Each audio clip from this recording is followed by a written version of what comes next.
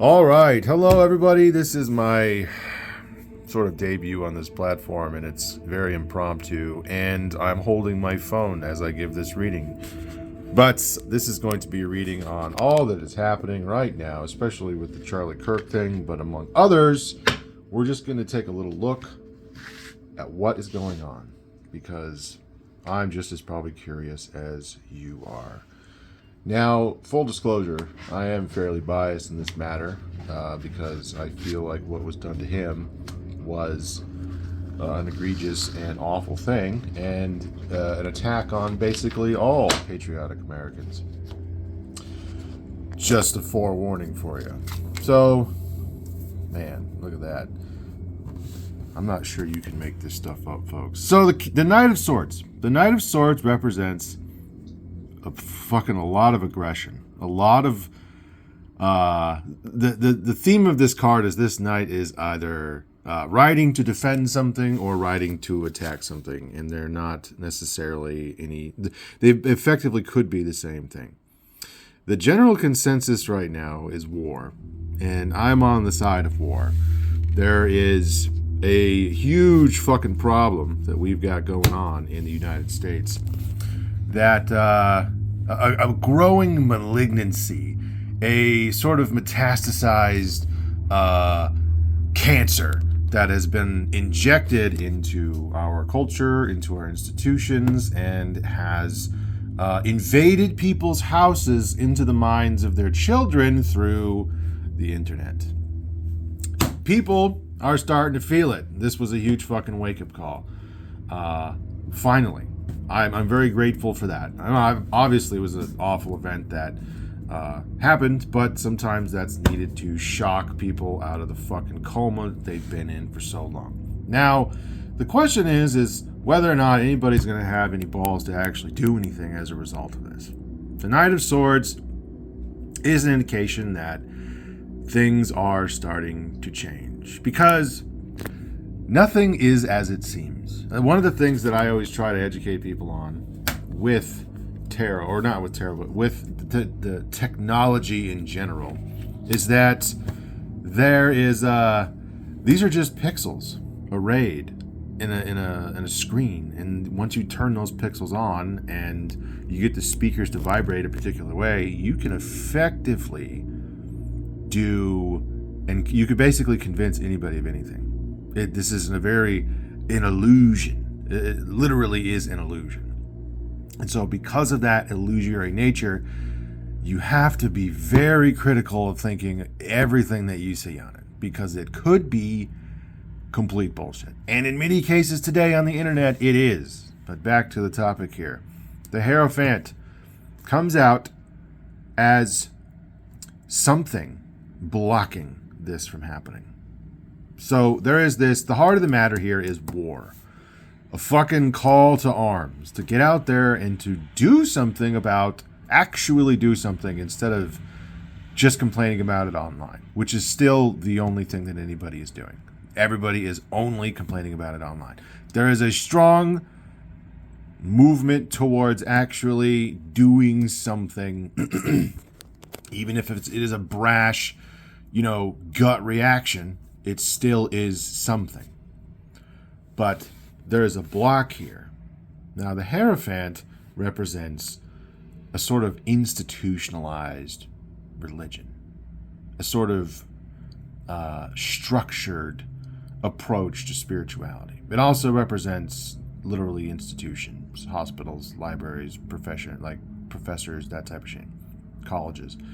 And in this sense, I can quite literally see it as a religion. Now, a lot of people, today, people are more spiritually retarded than we have ever been throughout history. Just hands down. And as a result of this spiritual retardation, other things have been able to worm their way into the parts of ourselves that would normally be taken up by some sort of spiritual practice. Statism is a really big one. The worship of the state.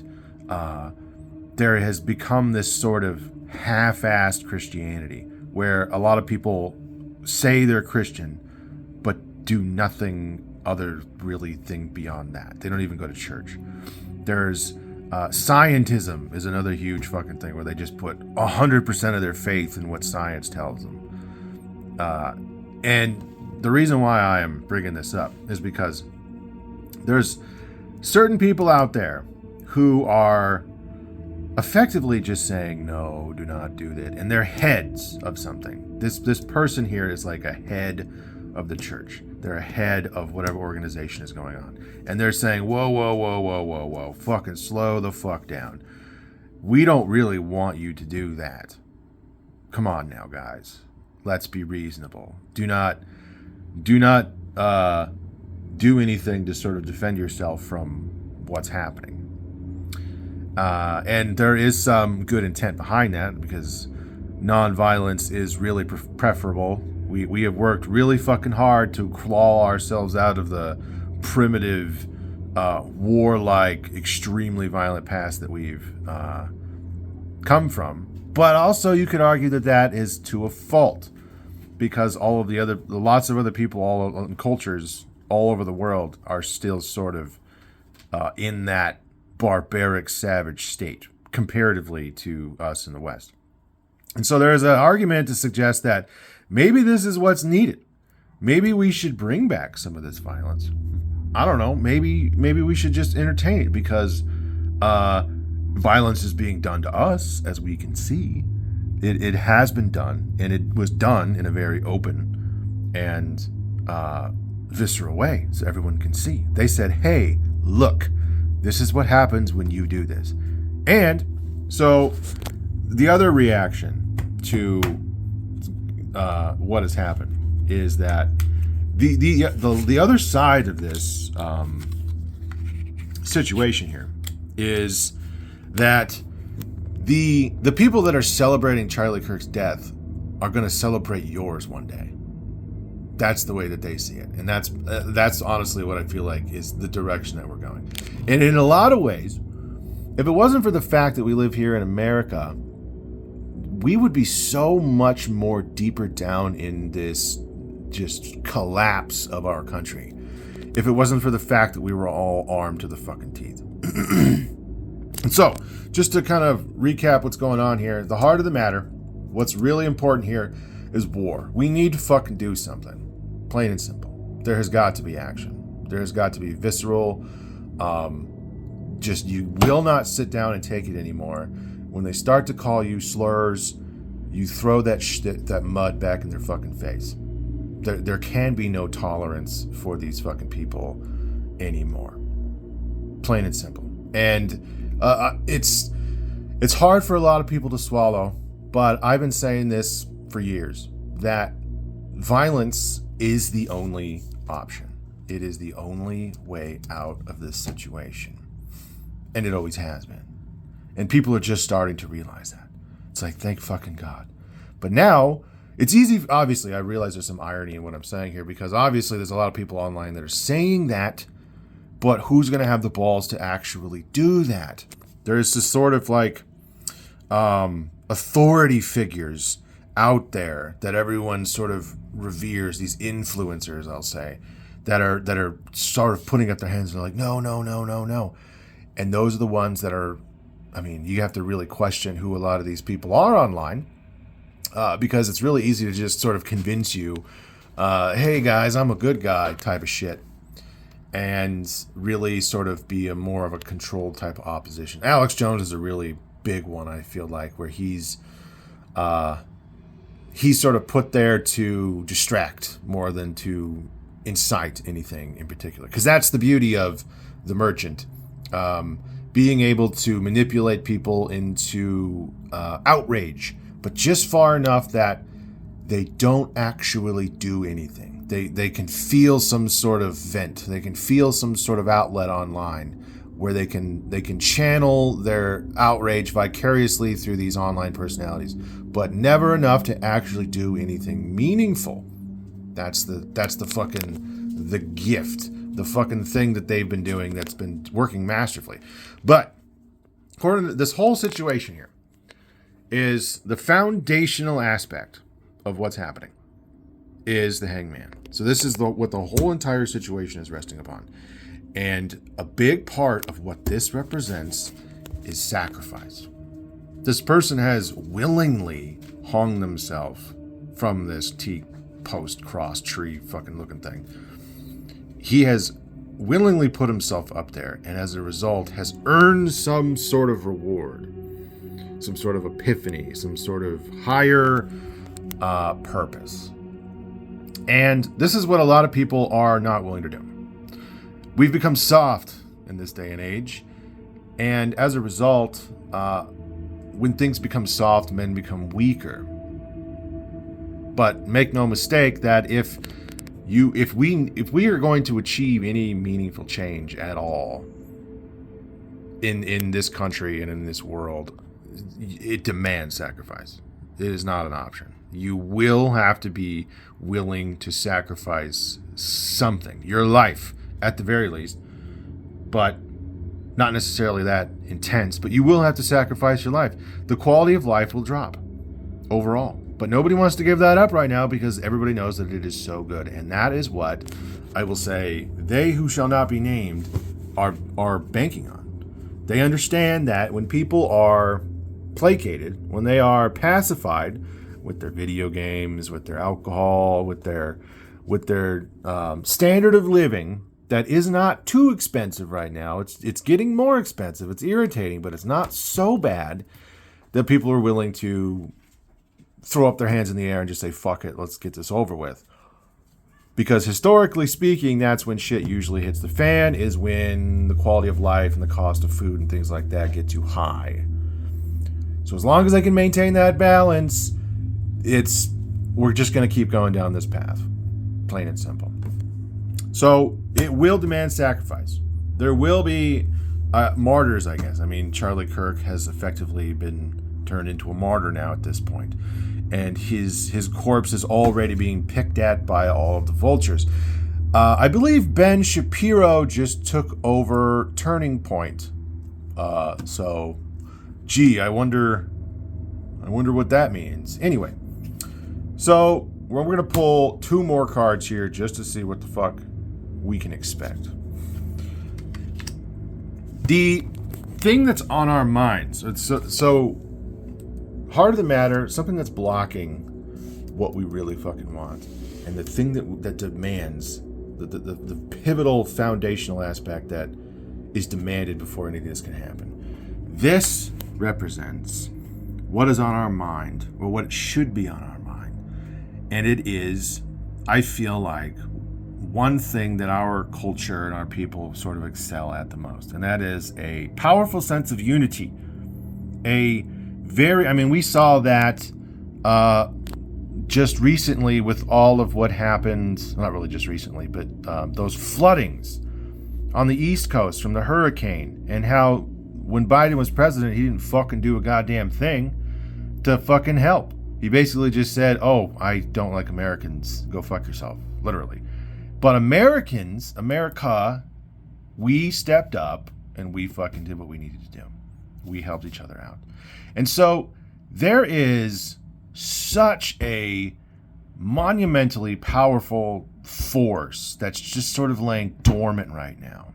And that all it would fucking take is the straw to break the camel's back, which I thought, and I still technically think it is, what has happened here.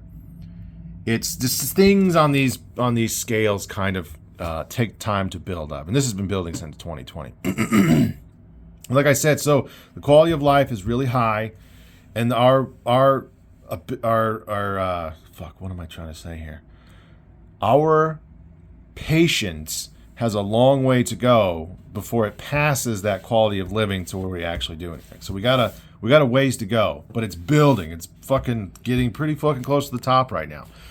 And what this is trying to say is that there is a sense of security there. There is, and there are people out there who are willing to step up and to help each other, because the Six of Pentacles is all about charity, giving or receiving, depending on which side that you are on. And that there is this connection that we have as Americans that we can use to support ourselves in whatever revolution, civil war, what have it may come, because you can be as positive and naive as you want, but there is going to be some shit that's coming along the way. And that we will have to rely on each other, because it is the only fucking thing that we have is each other. We cannot rely on our fucking government. We can't rely on fucking the UN. If they fucking show up, that's going to be a whole fucking problem. It's each other. And that this is a really positive sign, because it indicates that no matter what happens, we will have the wherewithal to see it through. There is enough resources that we are going to be able to fucking make this happen. So it's a very positive sign. I'm going to pull one more card to see sort of the direction or the next chapter of what we can expect moving forward. Wow, that's a really pleasantly surprising card to get. So this represents the next... I always look at time as like the next year or two. But with the nature of our situation right now, things are very volatile. And what I'm looking at here is probably a 6-month to a year time scale moving forward. And that is unity, because that is what we need to focus on the most. We need to identify with and all come around one thing. And the one thing that we can come around to is the fucking American flag. If you get my drift. We're American. That's the one thing that binds us together. And that is the one thing that they cannot have us reinforce anymore. That nationalistic American pride that many of us have had to suppress because of this alien ideology that has been forcefully and meticulously and masterfully injected into our culture. This is the way forward, and it is happening. Because one of the things that happened with Charlie getting shot, because I myself was a good example. I didn't listen to Charlie Kirk. I don't really listen to anybody political commentator online, period. So it's not just him in particular. I just didn't particularly listen to him at all. And his stuff where he was talking about being so fucking pro-Israel was one of the things that rubbed me the wrong way. But having seen what happened to him, it sort of erased a lot of the political bullshit that a lot of us have been atomized and segmented into these tiny little ever smaller growing little fucking groups. And it made me realize that it's just like, fuck. You know, he was effectively me. Me and him were more alike in more ways than we ever were not. And a lot of people are looking at that situation in the same way. What happened was a patriotic, loving American was assassinated in front of all of us. And in effect, it was like they had shot all of us. They had shot the heart of what makes us American. And that has set in course a motion that will, it's pretty fucking potent shit. And we already are this, by the way. It's just that we need to bring people out and we need to be more open about it. And because of the nature of this, we have to accept no fucking quarter anymore. Because the people that have been allowed to come into this fucking country, who hate this fucking country, we should not suffer to be here any longer. And that we should fucking demand the people that are in charge to deal with this. But just, one of the things that you gotta kind of have to worry about, it's always in the back of your mind, is that what happened to Charlie Kirk? Because he was one of the ones that was pushing people in that direction, towards this. And they removed him. That is what they cannot suffer. They cannot have us getting together. It is their single greatest prerogative. Their chiefest function right now is to prevent people like you and me from banding together and communicating and coming together and having a leader, effectively. But this has created many fucking more leaders because a lot of people are willing to step up. But at the same time, I realize that life isn't so fucking precious. My life, your life, is so tiny in the grand scheme of things that we should be rejoicing for the possibility of sacrifice. It's what our ancestors have done since the beginning. Why not us? We've been kind of conditioned to value life as this like extreme, like it's the most important fucking thing ever. And that all life, I mean, don't get me wrong, life is really fucking important. But what I'm trying to say is that life is not so important that we must just shrivel up in a fucking hole somewhere and just wait for things to pass by. That's just not, at least that's not how I feel about shit. So, to recap here, there's war. The war is on everybody's hearts and minds right now. There's a sort of faith, a sort of institutionalized, and it's got a very religious tone to it, to say, no, people, do not do this. This is not what we want. And you have to be very vigilant of who's involved and who's a part of this, because they're very fucking sneaky. They're very fucking cunning. They know how to use words and messages very well. Just notice patterns is all I'm saying, because these people are the fucking problem. And they really have no power beyond the ability to make us afraid. But once we accept the fact that sacrifice is inevitable, we can break free of that. And that there is a support structure here for Americans in case of anything going down. And the charity that's also just happening as a result right now. We are one big fucking family, and that all we really need to do is put our foot down and say enough is enough. But anyway, that's my reading. I'm going to be doing these. Fuck, I could do them every day.